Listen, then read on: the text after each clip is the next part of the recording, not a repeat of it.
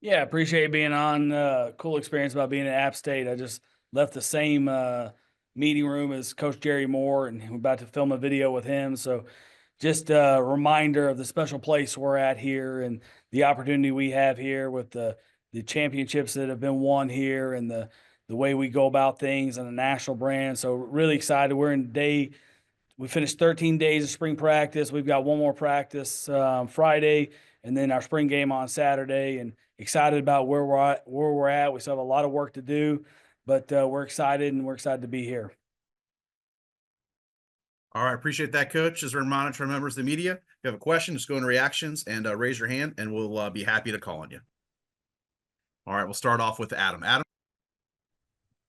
Coach Loggains, your first spring at App State, and you guys have a lot of new things, for you, a lot of new things for your staff. But what's been maybe one of the most rewarding things you've experienced so far in your short time in your first spring with your team?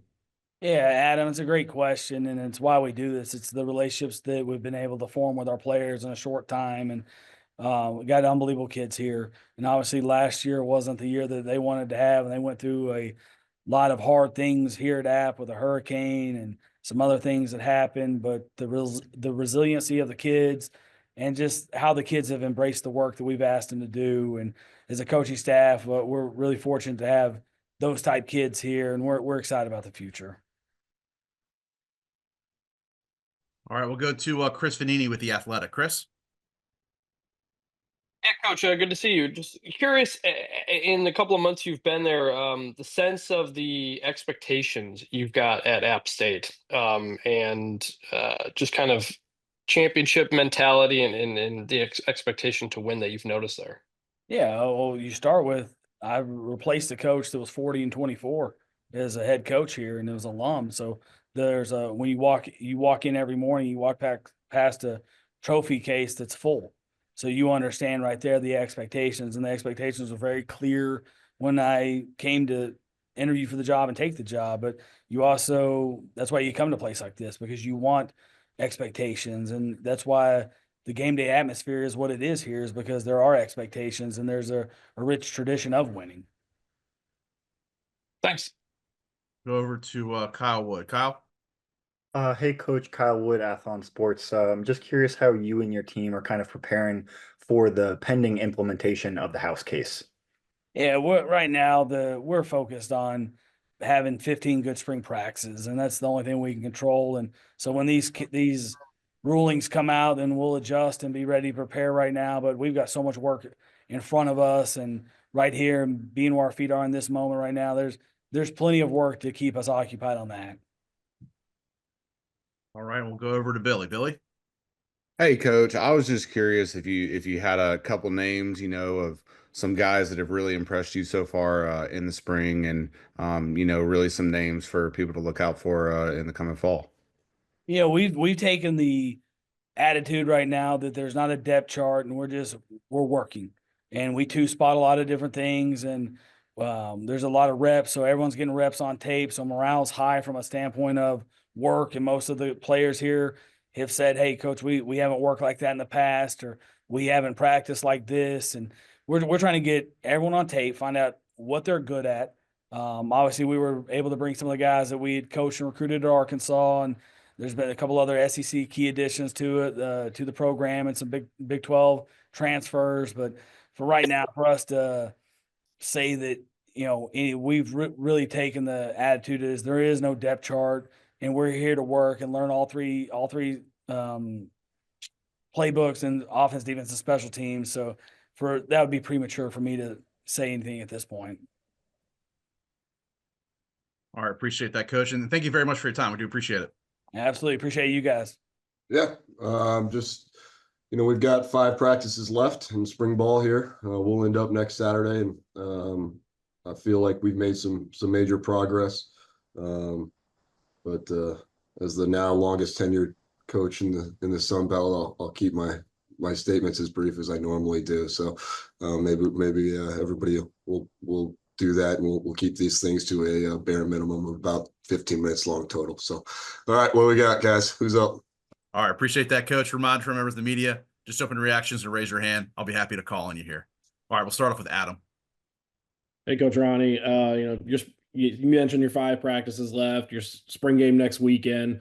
What are some of the things that you've sort of wanted to see from your team in these last 5 practices? Obviously, there's going to be a lot of excitement, not just from the fans, but from the players to get out there and play something that feels close to like a real game that maybe they haven't been able to do in several months since their last game. Yeah, I mean, I think it's playing physical while still playing with discipline and technique. I mean, I think that's the thing that you're always looking for. We've had some really physical practices. We've got to continue to work on being disciplined, overall off the field and in the classroom. We've been really good at that. We've got to continue to do that on the field. We've had 21 games out of the last 25 that have been 1-score games. So, every single play matters. Every single step matters, and we know that when you play in a league like the Sun Belt, that's how it's going to be. So, but I do think that, we've shown some really physical practices, and that's got to continue through these next 5. All right, we'll go over to Billy. Billy? Hey, Coach, I was just curious, a little bit of off the field, with the big charity surrounding your spring game. What have you seen from that event? And, what are some takeaways that you can kind of implement in the locker room based on, the big charity that is involved with your spring game? I think, the Charity Bowl and what it's meant, and particularly to children in our area, in the 757 area, and it's been really impressive. I think last year what they raised like something like $800,000 and things like that. And we do a lot for kids in the area. I think that's something our own players really look forward to doing. I mean, we have like a Blair mentorship program with the local middle school, and we do things like that. But if I want to get our guys involved and excited about doing something in the community, if it has anything to do with helping, children out and spreading the word of football and all those sort of things, that they jump on it pretty darn quickly. And that's really been something that our whole university has done. I mean, I think we've been ranked in the top, 10 to 15 as an athletic department for like the last 4 years in community service hours combined. So it's something that is built into Old Dominion, and it's, I'm glad to just be a very, very small part of it. We'll go over to Kyle Wood. Kyle? Hey, Coach, Kyle Wood, Athlon Sports. I'm just kind of 2-part question. Kind of curious how Jason Henderson has been coming along this spring, and then also how you and your team have kind of been preparing for the pending implementation of the House case. Yep. The first part, Jason's he's done really well. He's participated in all the practices and done a nice job. He's been out there in some live periods, and it looks good. So I'm excited about that. And I know he's excited to be able to get back out there and just play football. In terms of the House case, I mean, we're all, it would be, I'd be lying to you guys if I didn't say that there weren't some preparations going on behind the scenes, but on the other side of it, this thing it's a moving target. And so we've got to make sure that, we're putting in contingency plans and things like that, so that we can, because, for us, the portal's going to open while we're still in spring practice. So, you're going to have to be able to have some contingency plans on this thing. But I'm very confident that, Dr. Seelig and his administrative staff is going to put us in the best possible chance to succeed once this thing finally does get implemented. For all of us, I know the main thing all of us want to know is, what are the roster sizes going to be? Because, we've got some young men here who are going to need to make some choices on what they're going to do, or if they're going to have a roster spot and things like that. So I think that's one of the things that we'd all like to see sorted out here fairly soon. Thank you. I'll go over to Joe Lonergan. Joe? Hey, Coach. One of your breakout guys at the end of last year was Colton Joseph, your quarterback. Just curious how his development's going this spring, and what you've learned about the guy since he's fairly young still. Yeah, I mean, that's the thing. He's still developing, and he's done a nice job with that. He's in that developmental phase that every one of us go through as a quarterback. The more you learn, sometimes it even gets harder, right? So there's kind of a curve there. It's like you don't know anything, and you're kind of building up, and then you learn too much, and then you kind of maybe dip a little bit. And then as you're able to sort through and utilize all that information and all that newfound experience, that's when you take back off again. And he's right there at that thing where he's, starting to play really well here in spring. And so we're excited about the progress he's been making. All right, thank you. And thank you, Coach. We kept it to 7 minutes. So Yeah, hey, I appreciate it, guys. You guys are the best. No, I do appreciate you guys covering Sunbelt football, and I think everybody here knows how I feel about it. I think it's the best Group of 5 league, and not even close. And you guys are a big part of that because you guys give us some great stories out there. I do appreciate that. I think that going into year 2, what we call phase 2, year 2, I think that, we've had tremendous growth. We've developed a lot. I think we've taken major steps to be sitting where we're at, today to where we were this time last year, I think is night and day. Well, we've still got a long way to go. But I think we make progress daily. I think that this team and this We're not going to do anything during spring break. is starting to, come together. We're continuing to, more positivity, more people getting behind us. So, we've just been really working hard on growing and taking that next step in phase 2 of taking this program, to the top part of the Sun Belt. This is a great league, man. There's great coaches, there's great teams, great programs, very competitive, and we're just trying to get in the race with it. I appreciate that, Coach. As this is a reminder to members of the media, if that you're not called on to ask a question, just please mute your line. And if you have a question, just go in reactions and raise your hand. We'll be happy to call on you. We'll start off with Adam. Adam? Coach Vincent, something that you've praised in some of your earlier interviews in spring has been about the depth of your team that you feel that you're going to have going into next season. So what are some of the things that you've seen on display that really gives you a little more encouragement in that area, specifically depth across the board? You go back in last year, we probably had 40% of our team here, at the moment, in spring practice last year, and then we were able to add 42, going into June. So right now, I think we've got right at 90% of our team that's been in our hallways, that's been in our meetings, that's been in the weight room and in practice together. I think there's experience back on this team, on all 3 units, offense, defense, and special teams. And there's a lot of continuity, the offense, system, scheme, defensively, special teams. And I think that, again, even our strength program and our conditioning speed, change of direction program, I think the consistency of that, we've really seen our players really grow and excel and really improve in all those areas. So I think all that means something, the experience. I think we've got the chemistry of this team is very unique because we've got a good mixture of guys that went through, that came in with us and that are back, in all 3 phases, that have really started to, the whole key to the second year of a rebuild, the whole key is when your players start, owning it and owning the standards and living by them. And to do that, you obviously have to believe in them, but you have to live by them. And we're starting to see that with this group. Still got a long way to go, but we're traveling in the right direction. I'll go over to Billy. Billy? Hey, Coach. I was just curious your thoughts, Carlin Vigors, what he meant for the team and what you think that would do for not only, you personally, but for the program as a whole if he was selected at the next level.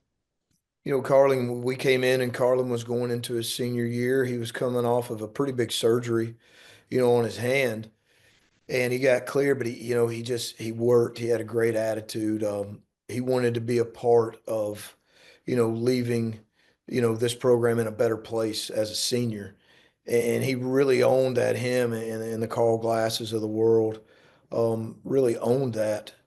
And I think Carlin, his progression, his length, him being able to play safety the year before and then play corner and his character, his work ethic, the season that he had, I think it would mean a lot. Obviously, it would be a huge positive. It would be a huge positive for Carlin and this program, and really a reward for a lot of the sacrifices he made just to stay and to get this program off the ground.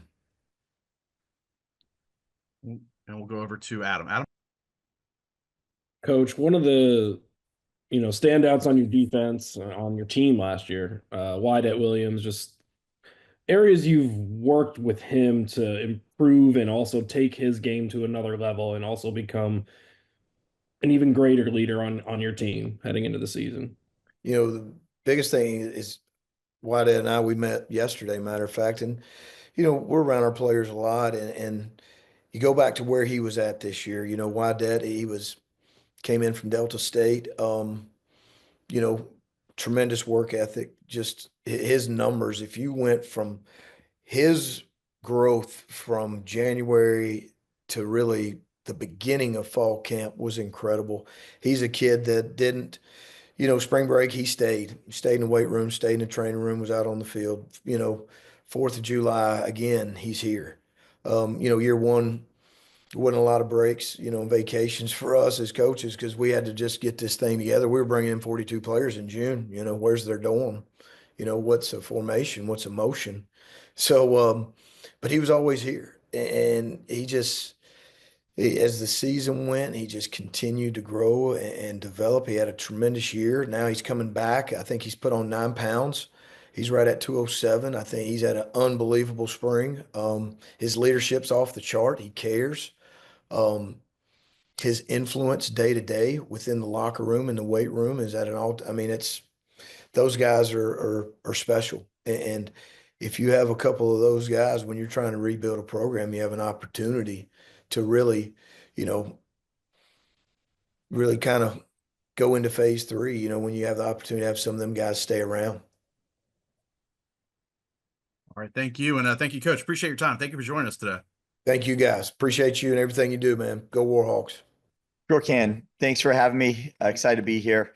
Obviously, we're in a moment now that we're just talking about constant growth. I think last year we were trying to build this thing. We had a small number of returners, and then we had a few guys from Holy Cross that came with us that were trying to just build the culture and figure out what was going to be best for this program. We had to define everything really in a generic sense at the very beginning because I did not really know the league. I did not really know players on the team. There's a lot of unknowns in there. So now it's significantly clearer.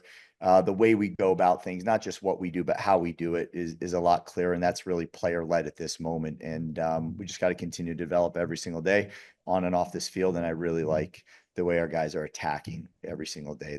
They're controlling the day. They're not letting the day control them. And really proud of the way they're coming together as a team. All right. Appreciate that, Coach. We'll start off with Joe Londergren. Joe? Hey, Coach. Big story for you guys this offseason was Matt Sluka reuniting with you. Just curious what he's looked like this spring and your thoughts on getting to coach him again. Yeah, he's done a great job. I think that whole room has done a great job. Everybody's game has significantly elevated. I think last year, again, it was a new offense. We were just trying to figure it out. And I think now there's some deep competition in that room. And these guys, bring it every single day. Matt's a great addition to the room. Cam's a great addition to the room. And then just the way Billy and JC finished up, in that bowl game was very, very impressive. And Zoe is coming along really, really well. He's back out on the field right now, being able to move around a little bit and throw, and just a dynamic room that is, competitive as can be and also really supportive. So it's exciting to get a chance to watch those guys just continue to mature and grow. And Sluka obviously is in that mix and does a really nice job of bringing a lot of experience, leadership and does what he does on the field. Everybody's a little different in the room too, which is exciting to see. Thank you. All right, we'll go over to Chris Vanini with The Athletic. Chris? Yeah. Hey, Coach. You kind of alluded to it in the opening, but last year at this time, you guys had gone through so much change. I mean, not just yourself, but the roster as well. How much more, I don't know, simpler or focused is everything in you too?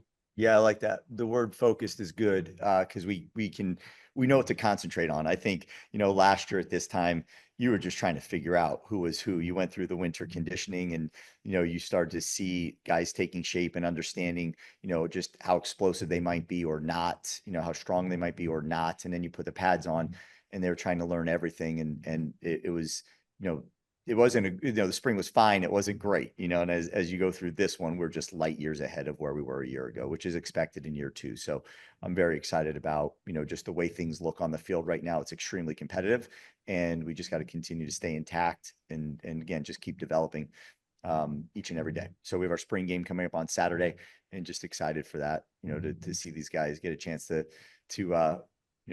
show their talents and do it in front of, I think last year we had 12 to 15,000 people here at our spring game. So hoping that looks very similar. Thanks. Sure. Thank you. We'll go over to Adam. Adam. Coach Chesney, something that is still new to your team this year, that you've gone around the sun one time with your team, but in this program, but something that is going to be new this year, you have a new defensive coordinator and a new linebackers coach. How do you see the team responding to them so far in spring? Yeah, it's been great. I think they're doing a really good job. Again, we have a little more knowledge about who is on this team at this moment, where last year it was just a lot of scheme. You didn't know if you were, jamming a square peg in a round hole, if it was going to actually work when it came to game days. And we eventually were able to figure that thing out, I thought, and did a nice job. This is just a little bit, there's a few more knowns that are occurring each and every day. And I think the simplicity of some things we're doing on defense, is a little bit better right now for them to pick it up. And I really like the way those guys are continuing to lead. Obviously, Colin's had a great amount of experience in some high profile games, and has done a great job his whole career. And Dave was a coordinator himself. So they both bring, a good amount of knowledge here and a good understanding of what it takes to be successful on that side of the ball, and been really impressed with them. I'll go over to Kyle Wood. Kyle. Hey, Coach, Kyle Wood, Athlon Sports. Just in the lead up to the spring portal window, what have you kind of been able to learn about your roster throughout the spring? And second part is just kind of on the outside, how have you and the team been able to sort of prepare for pending changes outside, like the house case? Yeah. So internally, that, like everything, we left last spring and we identified a few positions where we needed to just build some depth and maybe find guys in there that could come in and make an impact. And I thought we did a nice job after spring was over with a few guys that actually, were very well recognized, nationally, even on our roster. We're gonna have to do a little bit of that again. And then as far as the pending decision, it's just that it's still pending, which I think we all would like some clarity and a better idea of where exactly we're at. But I think that we have 2 or 3 plans in place, and we're ready to execute as needed. I think the thing you don't want to do is move too early and find that half the things are not going to actually happen. And those are the things that I think concern every coach. There's enough roster instability, period. But then if you got to get to 105 and then find out you got to 105 and a couple of weeks later you don't have to get to 105, those are the things I think all of us are probably having trouble to go to sleep thinking about, waking up in the middle of the night thinking about, then waking up in the morning and thinking about again. And it's just a constant, really juggling act for each of us, because you have to have every single plan ready to go, and we control none of it. So I think that's hard as coaches when you really have no control over some of these outcomes, but you do have to prepare for each of them. So when that is finally, they say go, and this is what it looks like, you got to be prepared to execute and ready to roll. So I think we're in a great spot. I love, Matt Rohn, our new athletic director, is doing a phenomenal job of just keeping us abreast of all the different things that are maybe spoken about on the inside, and at the same point in time, helping us develop plans and just some good guidance in there to be able to best understand the way forward. So we're prepared for just about anything right now. I'd like to be more singular in our preparation when we actually get the word, and we're excited to just execute whatever we got to go. There's no use complaining about anything, because we'll all be going through the same stuff. So we just got to be prepared. We got time for one more from Billy. Billy, go ahead. Hey, Coach, I just wanted to talk real quick about Terrence Spence and what that would mean for your program, if he hears his name called at the NFL draft. Yeah, it'd be pretty awesome. We had CJ Hansen last year, whose name was called and went into the combine. I think he did the best in the vertical jump of all offensive linemen this year. I know Terrence just hit I think a 40-inch vertical. Jacob Dobbs had a 39.5 vertical. So there's a couple guys in there that I think have a real shot, and it would mean a lot, especially for me personally, from, recruiting them out of high school, being present with them for their time at Holy Cross and then coming here and the impact they made here at JMU to be able to, still be in purple and get their name called, and live that experience that CJ Hansen just did. There's nothing better. So, wishing them a lot of luck. They've certainly prepared and are continuing to prepare. And I hope they each get a shot because they're certainly worth it and capable. All right. Thank you. And thank you, Coach. Really appreciate your time. Yeah, I appreciate it. Go Dukes. Yep. Today we completed our 14th day of spring preparation. I think the kids have had a lot of enthusiasm throughout. 56 new players. So installing in all three phases has been the most important things that we try to get accomplished, and also stress how to practice, how to do walkthroughs, how to watch tape. Then we also had new additions at the coordinator spots with Hugh Jackson taking over the reins as the offensive coordinator, and along with Travis Pearson, who will be our defensive coordinator. So just getting everyone adjusted and on the same page has been a very important 14 days. I would say, with the portal window opening on April 16th, how much of our team will change again, we don't know. A lot of unanswered questions when it comes to that regard. We're going to try to be on top of our players, but just have to be realistic that, and I already have knowledge that, some of our players have been being poached and kind of tampered with. And so we're just going to try to make the best decisions, during that portal window to put the best team out, the best team we could put out possibly for the 2025 season. Appreciate that, Coach. As a reminder to members of the media, if you have questions, go to reactions and raise your hand. We'll start off with Adam. Adam? Coach, you guys have your spring game tomorrow. Obviously, that usually signals the end of a spring season. But what are some of the things you're excited about and you're looking forward to getting feedback from your team in that event?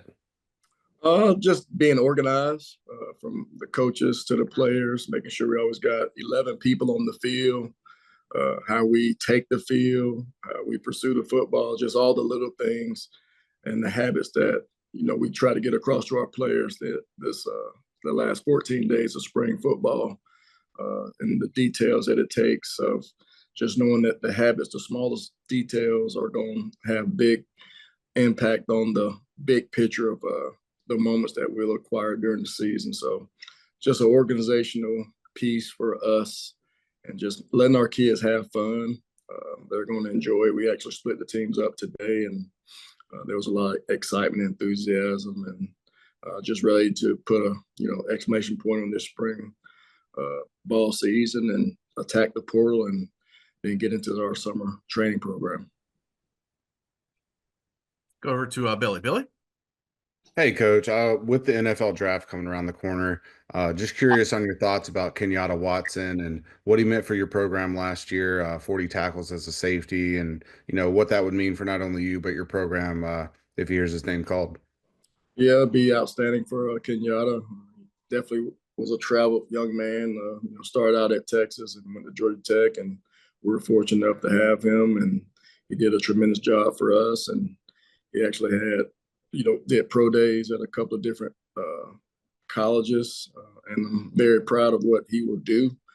No matter if his name is not called, I think he'll be a free agent at worst, but, we're praying and hoping for the Watson family to have his name called, along with Ben Chukwuma, offensive lineman, and Kevin Swint, and, all the other guys, if they can get into a camp and, just kind of see what happens from there, because that's when it'll all be on them.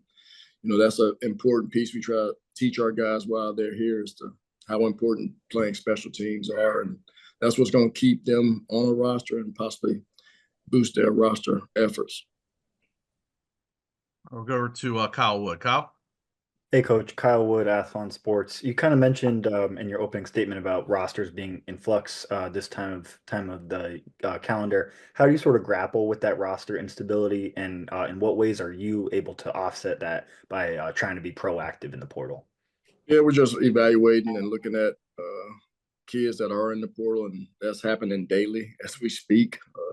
We were at practice for the last 2 hours, so we definitely got to check our fees, and we're on a continuous evaluation process of guys going in, trying to manage our own roster, trying to build connection, and we'll have meetings with all of our players starting on Monday, and I will meet with every single player on our team and try to discuss what needs to be done, what they're thinking, to allow them to have a voice and try to have the best decision made for the player in our program. So it's a volatile period of time, which you never know what's going to happen because money's always going to be involved. And some kids, leave for the right reasons and some kids don't. So it's up to us to try to paint the picture for every kid that possibly could go in the portal. And, everyone has to make that decision. And we have to react as coaches and, make the best decision for our program as well. All right, we got time for one more. We'll go over to Joe Longren. Joe? Hey, Coach, I know you said you're still evaluating and constantly evaluating, rather, but if you had to put a finger on it, if there's a particular need that you feel like you guys still need to address in this portal window, do you think you know what that is? Yeah, we just need to keep all the guys that we have here now. That would be my biggest need, not necessarily at a particular position. I like the group that we have. I like the connection that we've built. I really enjoy our staff.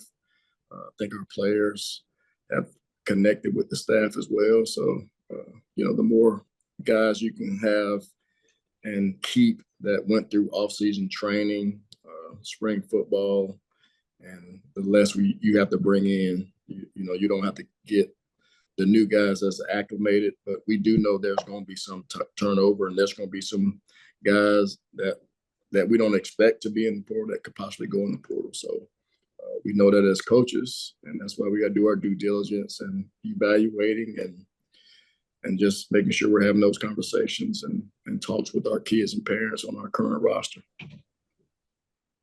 Thank you. And thank you, Coach. Really appreciate your time. All right. Thank you.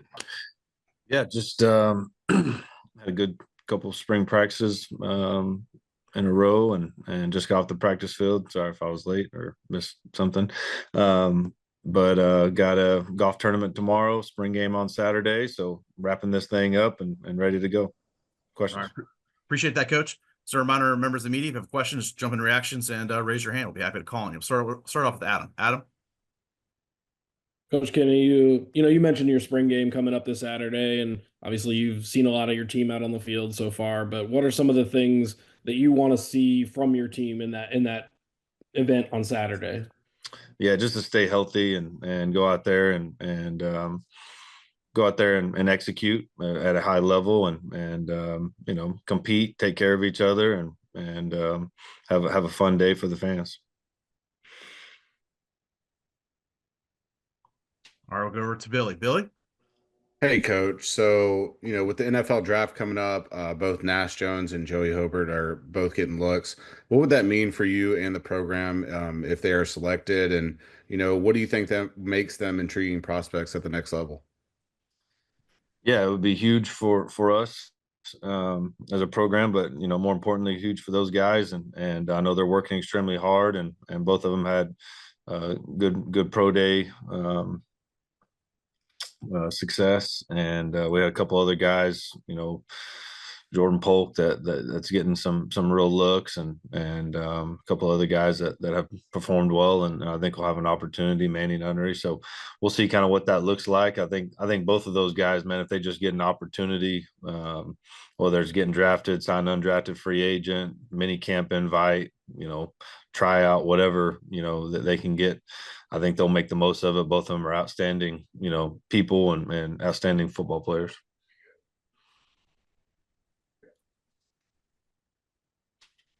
We'll go over to Billy. Billy?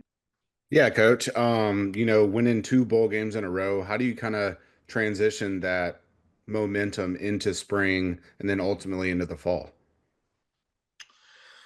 Yeah, I think obviously the last 2 years, had some success and real proud of what we've been able to accomplish. But every year you got a new roster. I mean, out there at spring ball, just learning how to practice again. Implementing base schemes and trying to get a real evaluation while also instilling some core principles of what we believe in here. So, I think it's been a good spring practice, but at the same time, we got a long way to go with so many new faces.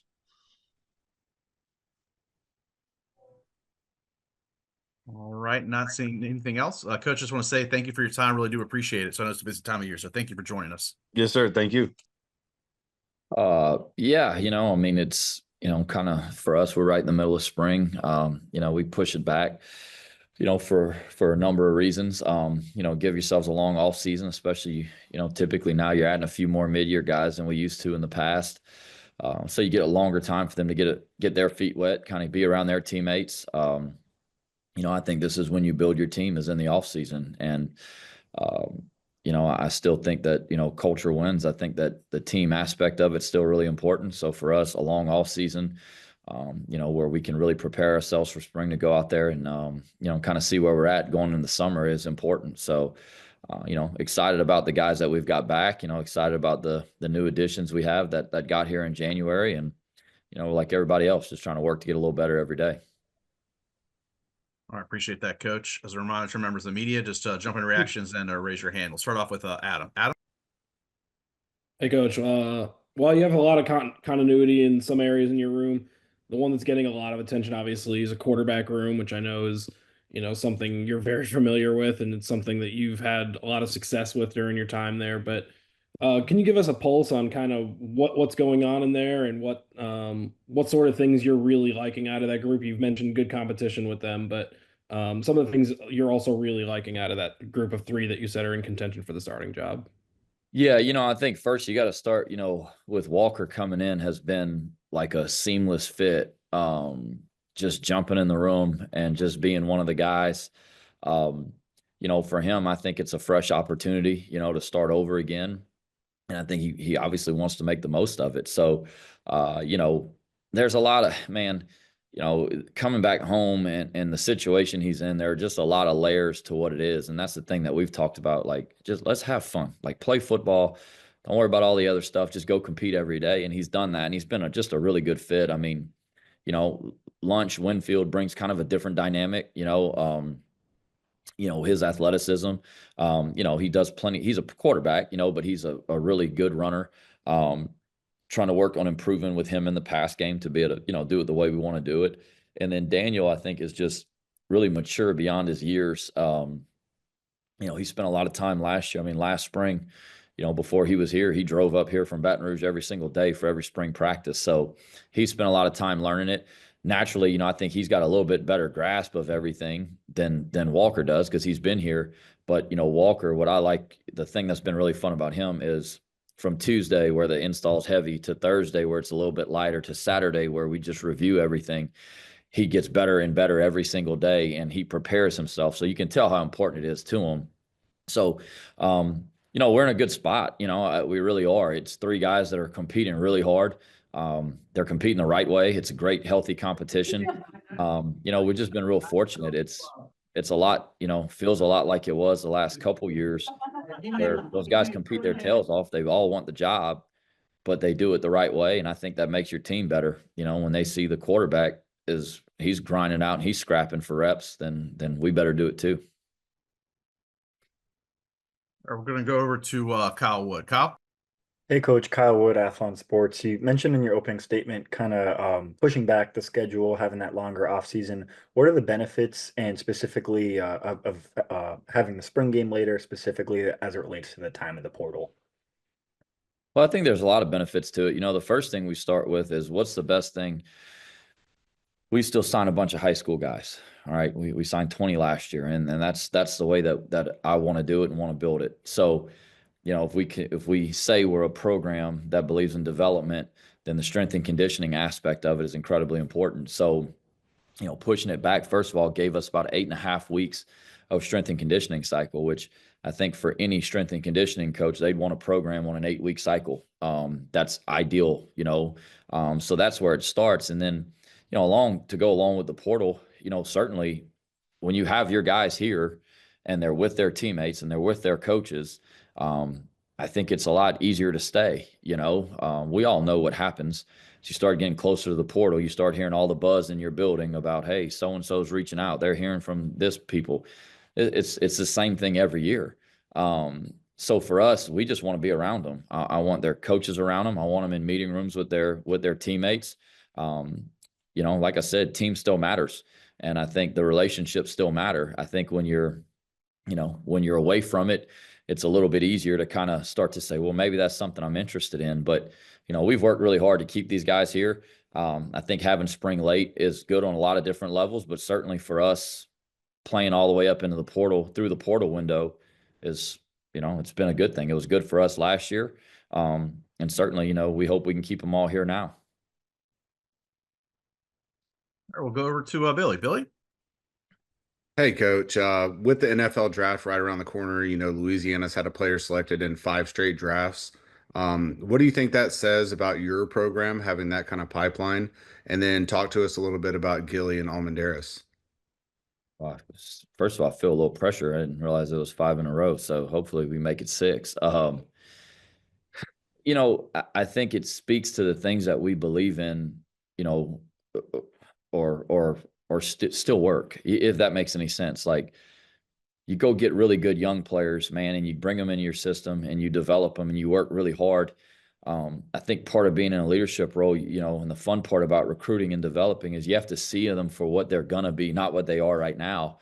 And man, it's a lot of fun. Like you project, you take, Nathan Thomas, who came in as a tight end, 17 years old and gets here, and then he grows into a tackle and gets drafted. Like, that's if I'm not mistaken, every one of those guys that got drafted are guys that signed with us out of high school, just off the top of my head. So I think it shows that what we believe in still works. And I think we use that in recruiting, and we tell guys, look at who we sign. We sign high school players. We have a bunch of kids that are redshirt juniors and redshirt seniors, guys that came in here. Maybe they weren't ready to play right away, but we believe in that long-term process. And I don't think you can speed up that development. It takes time. Football's a game where you physically have to develop, mentally. You have to learn the game. You have to emotionally develop. I mean, it's a big difference when you go from high school to college. So it takes time. You can't speed it up, and we're good with that. AJ Gilly's a guy for us, started a bunch of games, played really good for us. Incredibly powerful on the inside, has really become a very smart football player. Came from a school where they ran the wing tee and they didn't throw a whole lot. They ran off the rock, and that's what he did. And he was always been pretty good at that. And then we got to kind of teach him the other stuff, pass sets and pass pro and communication, all that. And he's really, he's worked really hard to become a student of the game and really done a great job for us. He was really kind of the anchor for us for a long time up front. And he and Landon Burton last year, really carried that load, and a couple guys that we've got back, we're part of that leadership group that did a great job up front. So, AJ, he's a little bit shorter than what's ideal for the NFL O lineman. We know that. He knows that. He checked me before. Turn the tape on. The guy is physical and he plays and he's productive. Kinne, I don't know what else you can say about Kinne. I mean, the guy is as cool under pressure as you can possibly be. To me, that's the number one thing that you want in a kicker, a guy that's clutch, and no moment is too big for him. A 25-yard field goal in the first quarter, he approaches it the same way as he does a 50-yarder in the fourth quarter to win. So I think the guy's track record speaks for itself. I think there's value in the way that Kinne has had to work through adversity. He came here, he walked on, won a job, kind of lost a job, and then won it again, got hurt, had to come back and get back to it. His first year as a sophomore, when he was our starter, he was in a little bit of a slump, worked his way through it, and then started hitting some big kicks for us. And since that point forward, he's been really automatic. So, those are two guys that you certainly hope get a shot. but we had a bunch of guys that performed well this season. Obviously, on the field, you don't win games if they don't. And I think a lot of those guys maximize their opportunities at pro day as well, which is certainly important. I mean, the measurables and the things, the testing numbers and all that stuff, it's important. I mean, there's a certain level of athleticism and size and length that they're looking for in the NFL. And we had some guys, I think, that maximize those opportunities. So hopefully we hear another Raging Cajun called for the 6th year in a row. All right. Thank you. And thank you, Coach. Appreciate your time. Thanks for jumping in early there. Thanks, guys. Well, good. I think it's still good morning. Sorry for a little me walking around. I'm trying to find silence right after our practice. So good to see everybody. I would start by just saying again, thank you for what you all do for our conference and where we are. Certainly happy to be in year 2 and spring number 2 here at Troy. We just finished up practice 13, and with that comes a lot to fix and a lot of things we'll still continue to evaluate, but we certainly are happy with our guys, happy with our staff, and have had a fun spring camp. So with that, I'll let you guys give me any questions, but again, thanks. All right. Appreciate that, Coach. As a reminder, members of the media, if you have a question, just jump into reactions. We'll start off with Adam. Adam? Hey, Coach Parker. You guys had your first team scrimmage, and then now you guys are going to head into your spring game. What are some areas specifically between that scrimmage and this spring game that you really liked, and some areas you really want to see your team get better heading into that? Yeah, to be honest with you, our spring game will be much of what the country has turned into. We're going to serve our fans, our families, our players, and have a lot of fun and serve those people. There'll be some limited competition stuff between second and third quarter, but I think our biggest stance for me was going from our first scrimmage 2 weeks ago to last Saturday's scrimmage. And for us, it's very simple. We just wanted to see improvement and better between missed assignments and situational football. We saw that happen between big scrimmage 1 to 2, where our missed assignments went down drastically. And we just played better situationally in all phases, red zone, third down especially. So guys took necessary steps. We've had several of our people on our roster take a lot of developmental reps and worked out 1s, 2s, and 3s, which is critical. It's something we could not do a year ago because our roster numbers were so low. So big development pieces for all of us. And again, just taking steps in lowering our missed assignments and playing situations better. All right, we'll go over to Billy. Billy? Hey, Coach, I'm just curious, after your first year, getting your feet a little wet and going through the what some would call the gauntlet of a Sun Belt football schedule, how do you feel like that's kind of altered your plan going into year 2 and really attacking, the team and in those individual meeting rooms here in the spring? Yeah, well, there honestly, I had really no surprises in the strength of our schedule and the strength of the Sun Belt Conference, to be honest with you. I've got to do my job better. I take full responsibility for how we started and where we ended our season and where it was. It's my job to fix it and fix it in every phase in our roster. So to be honest with you, I woke up earlier. I've got to work sooner. I've been more urgent about the accountability of everybody in our building with our staff and our players. We have pushed a huge commitment to acquiring the right people to come in and add to our roster, and then retaining these players here to make sure the standards go up and we answer the bell for why I took this job and what the championship standards are here. So to be honest with you, I've just woke up with more urgency. This building has more urgency. We practice better. Our plans are better. Everything is better, and that's my job. So it's been on my mind. There's nobody waking up to do this job with more urgency than me right now, and that's what I'm supposed to do. All right, we'll go over to Billy. Billy? And then, Coach, just kind of building off that, with the volatility with rosters and players coming and going, what have you really seen out of your players so far this spring? And, who are some people that might surprise us in the fall? Sure. I think the fight's never over till April 26th. It's a scary time for every football program in the country right now. Portal coming to an opening and things already happening on everybody's roster. And it is what it is. So we understand our roster is always under attack. We got to sell our program to our players and retain our people. If we do that, we feel good with where we are. It wouldn't be fair to me to try to give you too many names about the fall, but a healthy Goose Crowder right now in spring is good for Troy football.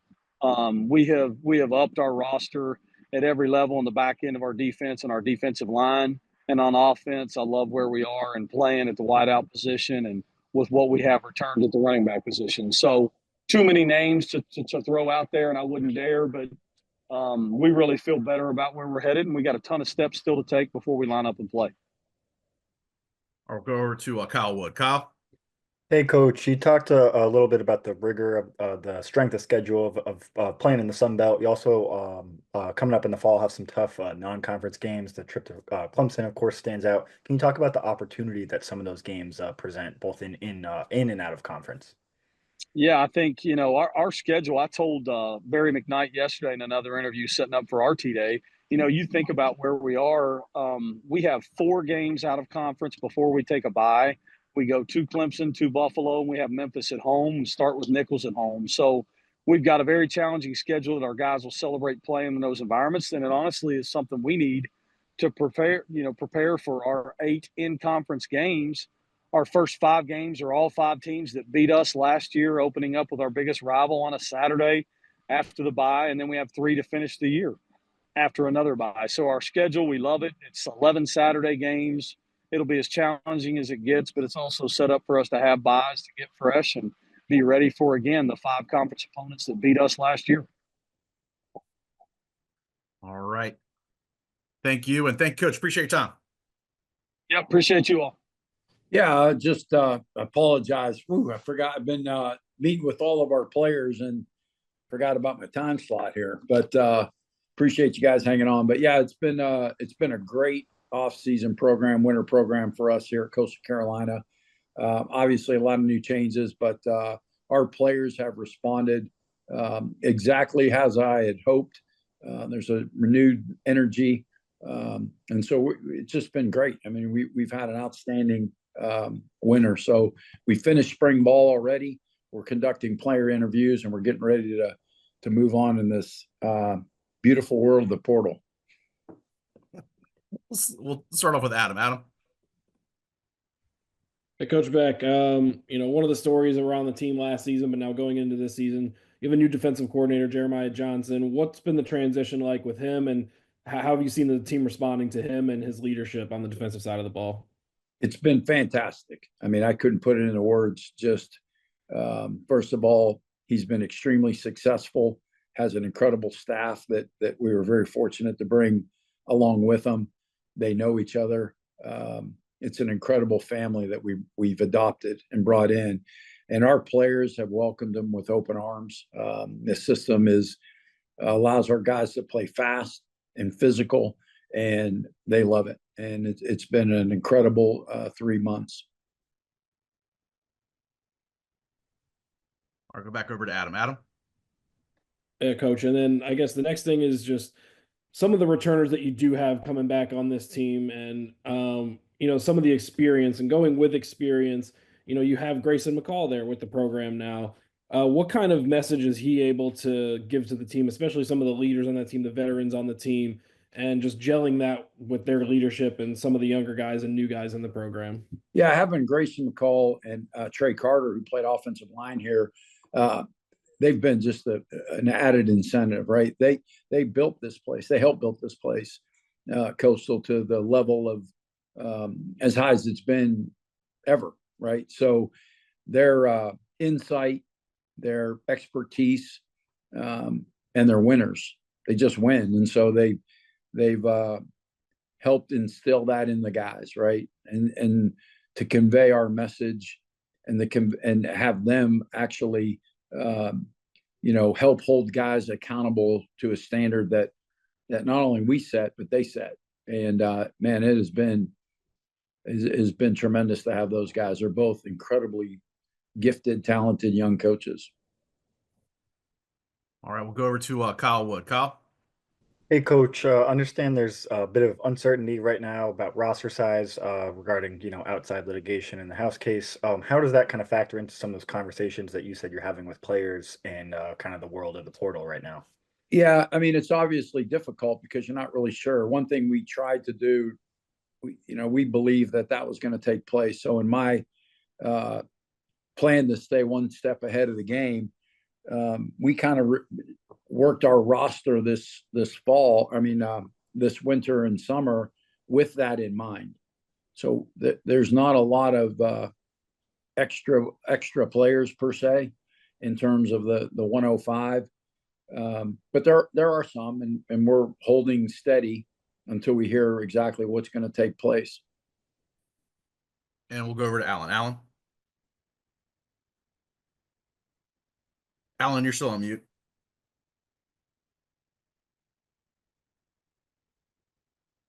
Oh, Alan, you're on mute, bud. yeah, we still can't hear you. It doesn't say mute, but For can't some hear reason you. you are. Maybe your volume's not up. Yeah, still nothing. Mm-hmm. Sorry, Alan. Can't hear. Don't hear you, man. I'm sorry about that. Sorry. All right. Well, sorry about that, Alan. And Coach, appreciate your time. Thanks for joining us. Okay, appreciate you guys. Thank you. Yeah, I appreciate you guys being on here, continuing to promote, support, and give our conference and our players all the attention that is needed. Obviously, we are finishing up spring ball here with our spring game on Saturday. Really good spring session, really good winter session. Still got a lot of work to do. Still got a lot of pieces to add. Still a lot of uncertainty with what's going on in college athletics, but in a really good spot. This community has been phenomenal. Administration is rock stars as far as the forward thinking of what needs to be done in the event some of these things do or don't happen. And us here in the football building are working tirelessly to put a good roster together to go out and compete in August. All right. Appreciate that, Coach. As a reminder to our members of the media, if you have a question, just jump in reactions and raise your hand. We'll be more than happy to call on you. We'll start off with Adam. Adam? Coach Huff, you're going through your first spring at Southern Miss. What are some differences, similarities, positive surprises that you've seen in your first year at Southern Miss as opposed to your first year at your last position? Yeah, well, it's all new because at least at the other place, from a organizational standpoint, we kind of knew what we wanted to do. With being here, we've got a lot of new pieces, not just on the field, but from a coaching staff, from an administration. So there's a lot of new pieces.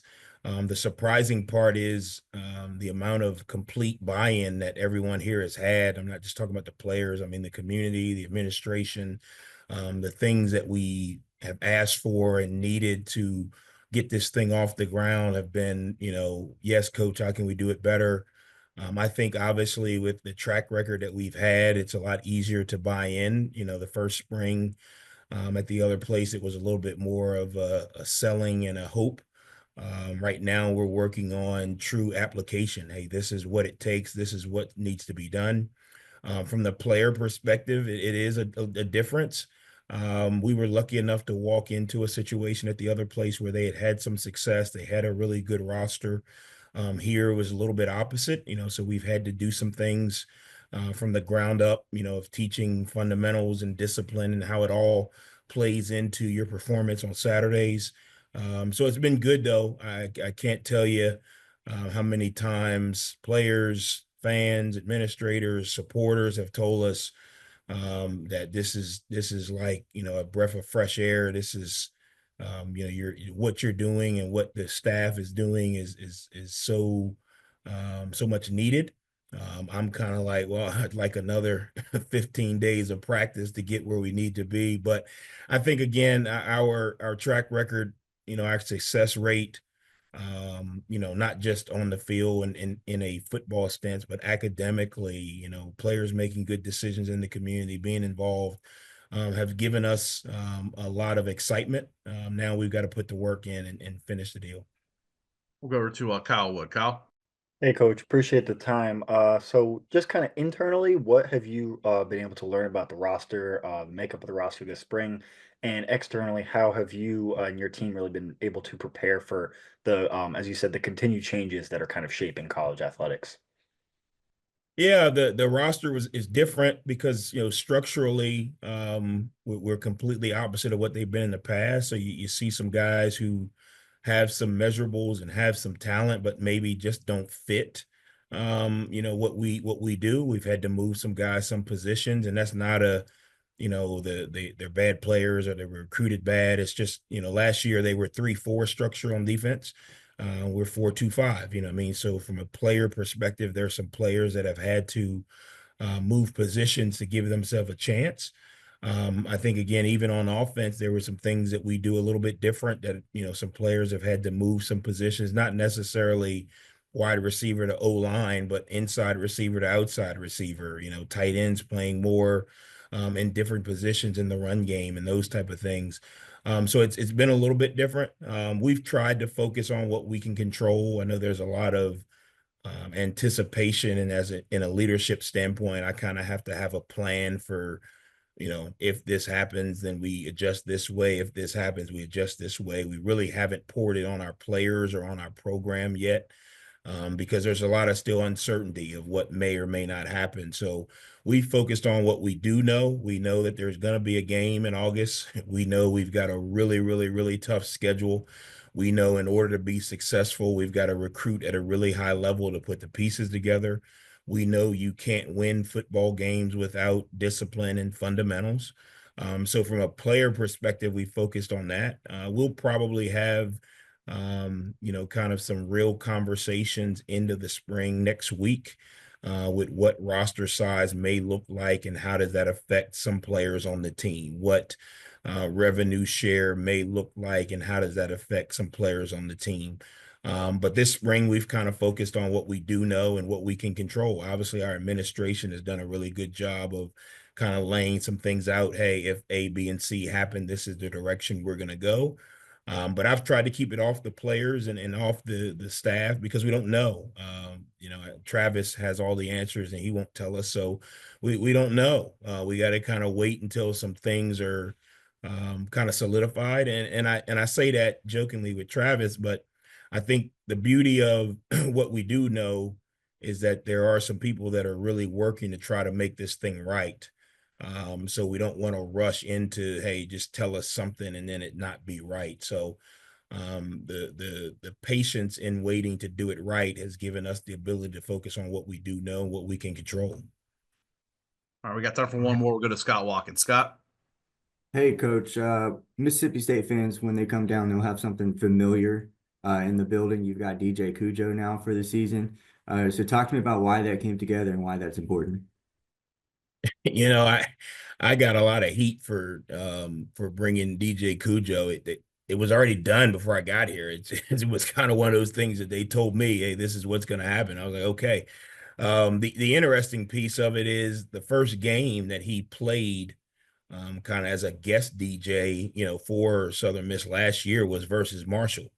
So our players came out and was like, oh, this is awesome.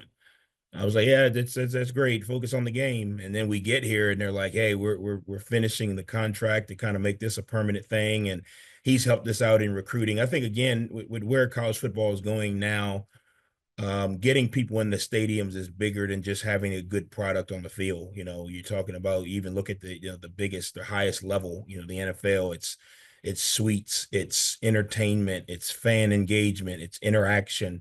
And I think that just shows the progressive thinking from our administration. We've got to find ways. Fans just don't come in and buy a ticket and a box of popcorn anymore. You've got to have ways to engage them. You've got to have ways to engage the student body. And you got to be in their lane. The music that he plays, I probably don't listen to in my office. But I hear it in the locker room, and I know this is what the kids and the student body are thriving for. So you got to be able to adapt, and you got to be able to give everyone in the building a reason to come back. Part of that is, DJ Cujo and the fan engagement team. Part of that is the football team and how we play. Part of that is me and how I engage this community. So if we all pull the rope in the same direction, I think we can get things done, and DJ Cujo is a good start. All right. Thank you, Scott. Thank you, Coach. Do appreciate your time. Thanks, guys. Hope you guys have a great day. To the top. Yeah, opening Thank statement. God for Charles Huff. We have a coaches clinic going right now for Northeast Arkansas. We have over 150 coaches, and I was running behind. So thank God that Charles took some of my time. So you got to love him, Travis. You're welcome, Butch. Thank you, man. I appreciate you. I love you, dude. Just kind of a little bit about our football team. We have practice number 8 today. I can't really tell you where we're at. We're continue to be work in progress. We're finding out about our team every day. We're building our identity every day. The one thing that's non-compromising is our culture and our style of play. And we have 50 plus newcomers on our roster. We have a brand new defensive staff. When we broke it down, we only have 5 individuals on defense that have played 100 competitive reps or more during a season. And on offense, we're at 10. So this football team is kind of learning what winning football is. They're kind of working their football stamina, endurance, and the fundamentals and details of what it takes to play winning football. I think the other thing upon that is the implementation of our leadership. And so I do like this team. I think they've been really eager. They've embraced our culture. Our older players that we have really kind of helped them along with our culture and our connection and our expectations of moving forward. But to sit here and tell you what our identity is or what it's going to be, that continues to be work in progress. And then I think when things go awry and you have adversity, is who do we turn to? Who's the leadership of the team? So we continue to evaluate our team on a day-to-day basis, but I do like our work ethic and I like our mindset, and I like kind of where we're at from a chemistry standpoint. Thank you, Coach. We'll start off with Jeremy Harper. Jeremy? Hey, Coach. Welcome back to football. Yes, it's good to be back, but couple that with recruiting and portal and everything else, it's kind of managing everything as every coach is going through. Yeah, you never had a vacation. Coach, I was wondering about Jalen Rahne. He had, moments of greatness and moments of trouble last season. What did he do in the offseason that improved his game, and will he have competition for the starting role? Well, I think a lot of things that go into it, and what you're talking about, Jeremy, really is consistency and performance, and it's the ability to make the routine plays routinely. And that's what we've really stressed. And a lot of times too, the naked eye, so to speak, always looks at the quarterback, but a lot of times playing winning football at the quarterback position is a byproduct of all the 10 other individuals around him. So I think it's the receivers and the tight ends and the running backs painting pictures for the quarterback. I think it's the rhythm and spacing that goes into a throw game. But I think Jalen has had the best spring he's had to date. He's been very consistent day in and day out. So been really pleased with him, and pleased with the quarterback room in general. I think we have great competition there. And I think because of it, whether it's Ethan Crawford or Josh Flowers, it's elevating Jalen's play every day. But I think the good thing too is they kind of feed off of each other as well. All right, we'll go over to Charles. Charles? What's going on, Coach? How you doing, man? Charles. You brought in a brand new defensive coaching staff. Just talk about the different energy that they're bringing into this season. Well, you're exactly right. I think, you've been at a few practices, and you can feel the energy, and very thankful for the previous coaching staff. And, we won 8 games with them, and they did some good things in moving us forward. But I just thought, for the overall health and direction long-term, that's something that needed to be done. And so I think, change can be really, really good. I think we've added really high quality people that have vast experiences at different levels, have worked for some very good head coaches in the past, and are really good teachers. And I think our players have really gravitated towards them. And I think anytime you bring new people in, it's an opportunity to grow and develop, and maybe things that maybe you kind of took for granted, they point out. So I think they've all done a really good job. And I think on top of everything is they have meshed really well together, in terms of entire coaching staff, in terms of that side of the ball, They're together all the time, the time we spend as coaches. So just the overall chemistry has really, I think, also helped in terms of our players because they can feel that as well. All right, we'll go over to Kyle Wood. Kyle? Hey, Coach. First off, how are you and your team kind of preparing for some of the changes that are kind of yet to be implemented, but maybe implemented soon in the college landscape? And then just looking ahead to the schedule, of course, the game against Arkansas stands. What does that kind of mean to the program and to the state? Well, I think first of all, the current state of affairs in collegiate athletics, it's ever evolving. And I think you have to have the ability to adapt and adjust as it goes. And you may not like it where we're at, but really those changes don't have an opinion on or really care what you think. You have to have the ability to adapt and adjust. I do think it's very challenging. And, I've never ever in a million years would ever imagine we would come to this in the world of college athletics. I'm sitting here yesterday with our quarterback and we're reviewing practice and he starts laughing and he shows me his phone and it's an agent reaching out to him and telling him that he knows a lot of programs that are looking for a starting quarterback. And, who would have ever thought that the amateurism of college sports would ever come to this? They even have, guidelines and guardrails in the National Football League. I do think that our industry is in need of a commissioner of college football, and you know who my vote would be towards. But I do think of us as caretakers of the game. It's all about creating value for our players. Make no mistake about it. But I think conference commissioners, I think head football coaches, I think individuals that have been associated with the game for a very, very long time, we have to protect the overall integrity and our players. You look at being 18 to 20, 21 years old, and you have all these people telling you these things and manipulating you. It's really hard. So I think the thing we can do is just, build our trust, build our relationships with our players, and constantly talk to them about it. And, I'm all for it. Everything is about creating value if they have an opportunity to create value for themselves. But I think in today's world, you have to look at short-term gain versus long-term success. And I think all those things go into it. My phone is rung off the hook. I think just Sunday along, I believe I had 11 head football coaches, all from the Power Four, call me and wanting to know what in the world are we doing? What's going on? How are we handling this?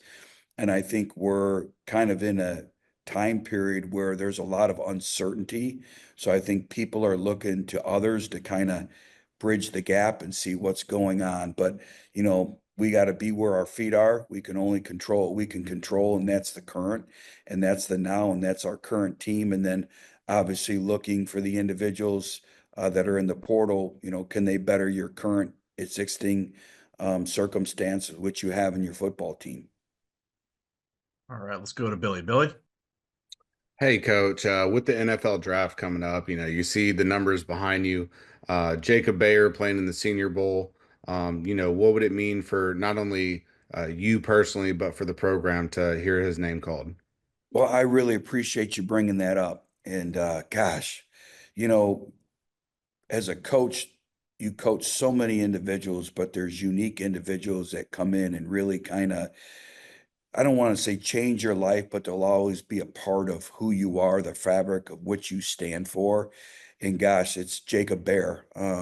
What he's meant for our program, how far he's come, the passion that he has for Arkansas State, the passion that he has for his teammates, the game. He's why you coach, in today's world.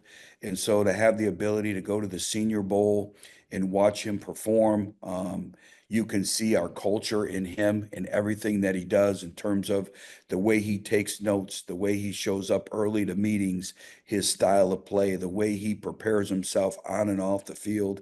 He embodies everything that we stand for. We spoke last night and, the volume of calls, and I got one call in from an organization and they said, "Tell me what's wrong with Jacob Bear."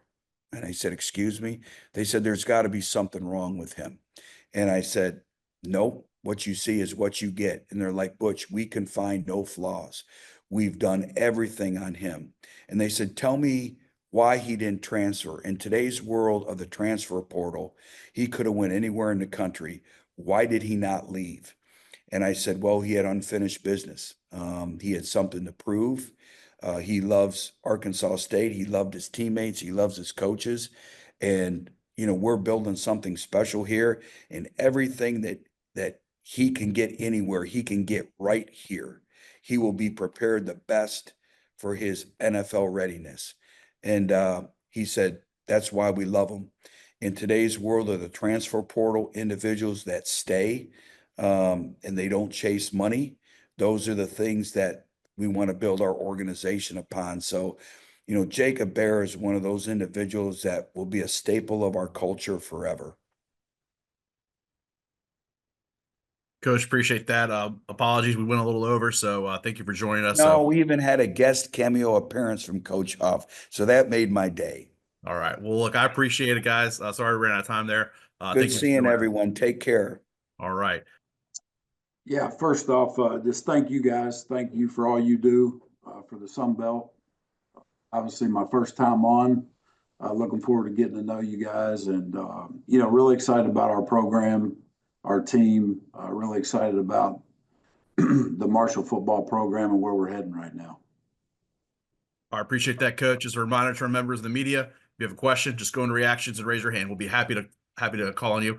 We'll start off with Tyler Kinne. Tyler, please go ahead. Hey, Coach, good to see you. Just when it comes to being this close to the spring game and everything, I know last week you talked about how you guys have been kind of building up towards that. Just what are your thoughts as we get closer to the big one? Yeah, excited to see our kids perform. Yeah, we've had a good spring. Obviously, you know, we have to look back at our schedule. We went 4 days, and then we left for spring break, and then we came back and finishing spring out. So, you know, right when we started to get some momentum offensively, you know, when we came back, our timing was off a little bit, and now the offense is starting to gain some momentum and doing some good things for us. So, you know, excited to see that. Defensively, right now we're ahead where I expected we would be. And, you know, I give credit to our coaching staff for that. Kids are playing really, really hard. And just, again, excited to see them in a game atmosphere on Saturday.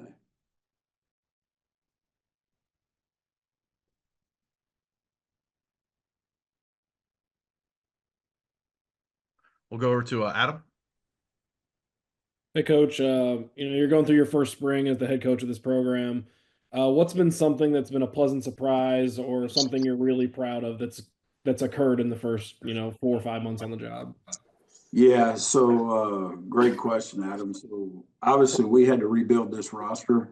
We have 62 new guys right now on the roster. And, you know, just seeing these guys start to come together is what's been great for me, and watching our staff coach these guys, teach schemes, and for our kids to go out and execute. You know, really, really excited about that. And you can feel our team, again, the personalities are starting to come out right now. And guys are stepping in. We're starting to get some great leadership out of the quarterback room.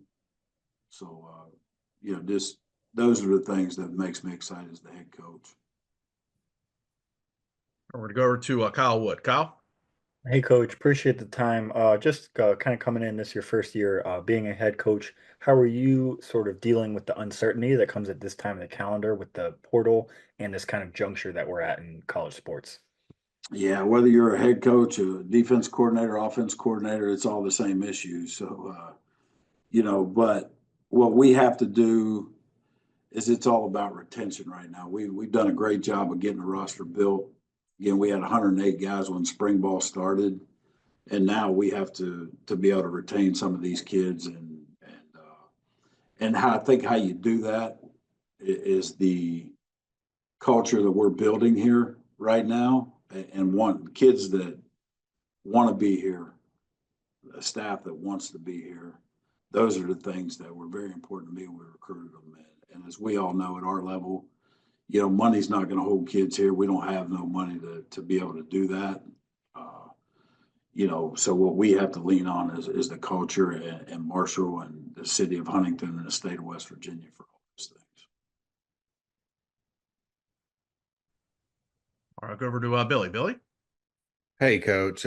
Just kind of talking about that culture with the NFL draft right around the corner. Although you didn't have an opportunity to coach him, what would it mean for Marshall and the program, the school, to see a guy like Mike Green, potentially go in the first round? Yeah, Mike's a tremendous young man, and I'll tell you a little story about Mike. My first meeting here, Mike was in the team meeting and asked a lot of questions. Then he stood in line for about 45 minutes outside of my office and said, "Coach, look, I'm going in the draft." He said, "Whatever I can do to help this football program in this school," he said, "I'm here for you." And he helped host recruiting visits during the month of December while he was here. So just a special young man. And, he's a great player, but he's even a better person, just getting to know him over the last few months. So, a guy like him that will be a first round pick is going to be tremendous for our program. And then the other kid is JJ Roberts that I think will get drafted. Had a great pro day. And so we may have two go this year. And just great young men that believe in Marshall and, again, the city of Huntington and this state. And that means a lot. Thank you. We'll go back over to Tyler here for a follow-up. Tyler? Yeah, Coach, just as we get into spring game, any individuals or position groups, anything like that, do you think fans should be on the lookout for on Saturday? Yeah, again, I think our quarterback room is coming along. I think that the most depth we have on our roster right now is on our defensive line, offensive line, and corner. I think we've done a really good job at recruiting our needs.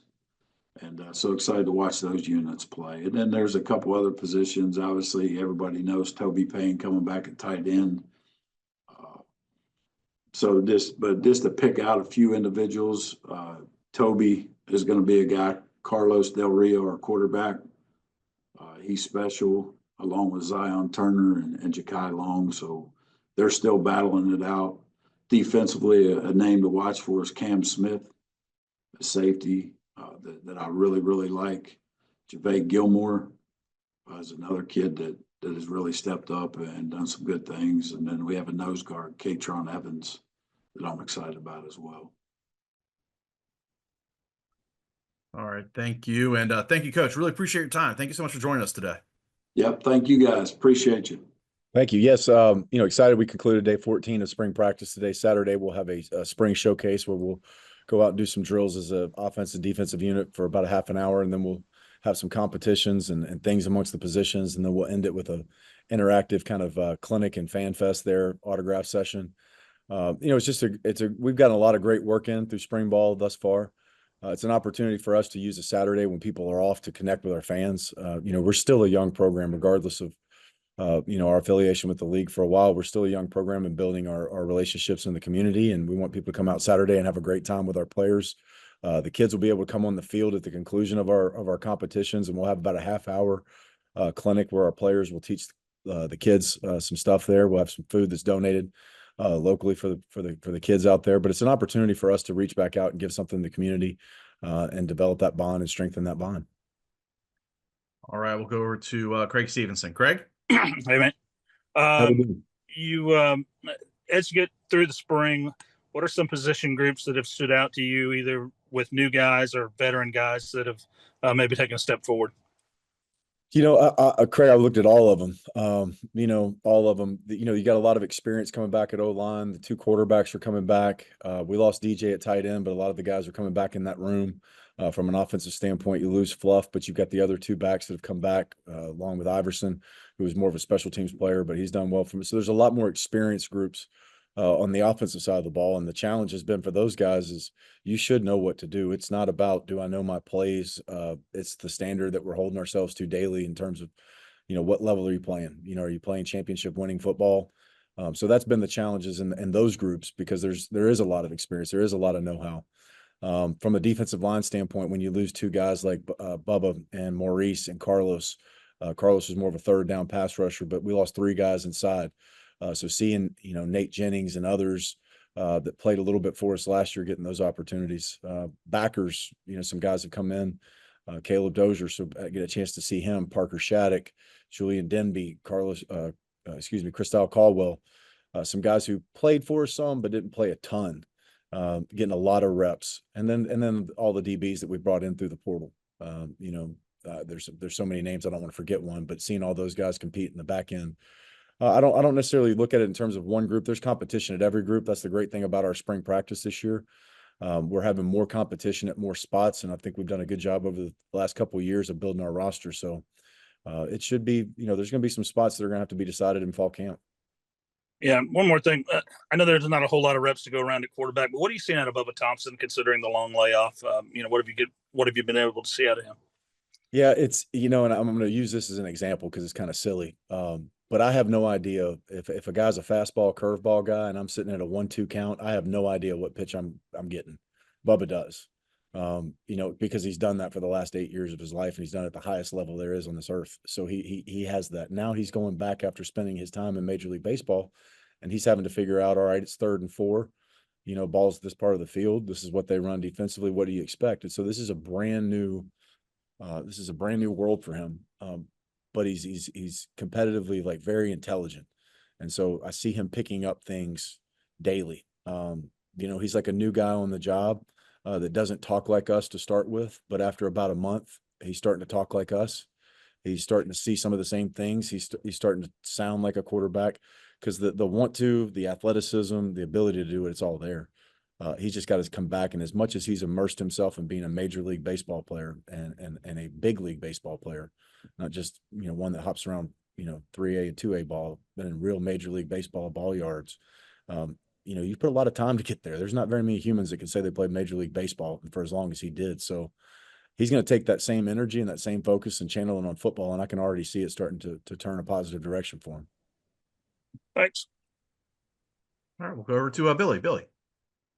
Hey, Coach, with the NFL draft right around the corner, just curious your thoughts. You had Jamal Pritchett in the Senior Bowl, and then also Jaden Voisin, who's been getting some looks.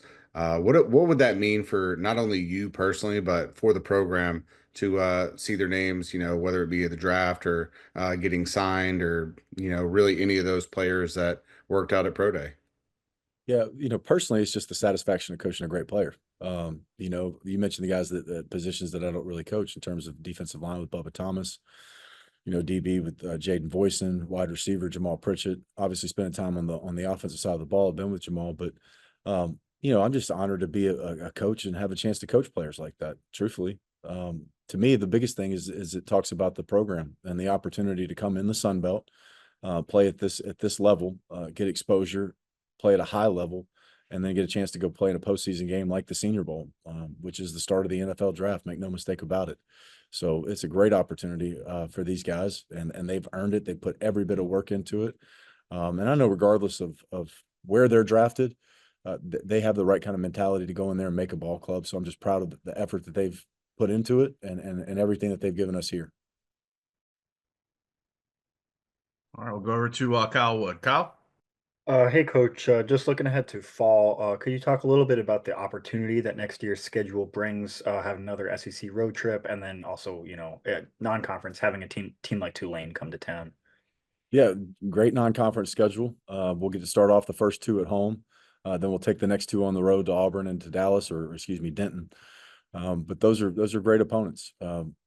Coach Summerall did a great job. We obviously know him in this league from what he's done at Troy, but continuing to build a program and built around fundamentals and discipline and physicality on the defensive side of the ball. That's what we'll see from Tulane.